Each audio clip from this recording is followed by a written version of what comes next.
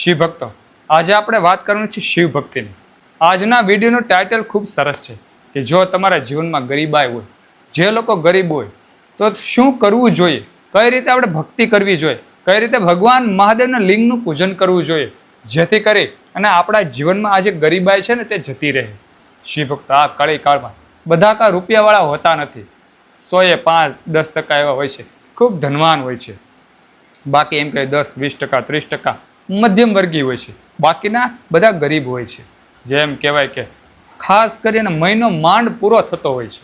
મહિનાનું જે ચક્કડું હોય છે, સર્કલ હોય છે, ત્યાં એમ કહેવાય કે બિલ આંબી જાય છે. લાઇટ બિલ છે, દહીં, દૂધ, બધું જે કાંઈ આપણે કરિયાણું લેવાનું હોય તેના અસંખ્ય બિલો આપણે ચૂકવવા પડે છે. અને એમ કહેવાય કે જ્યારે એમ કે તે ચૂકવી નથી શકતા ને, એટલે આપણા કુટુંબ પરિવારના આજુબાજુમાં કોઈ વ્યક્તિ હોય તેની પાસેથી આપણે પૈસા ઉછીના માગવા પડે છે.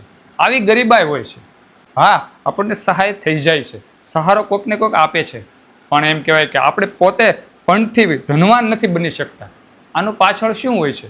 કંઈક કારણ હોય છે. થોડો કર્મનો અભાવ તો હોય જ છે, પણ થોડુંક આપણા જીવનમાં ભજન પણ ઓછું હોય છે.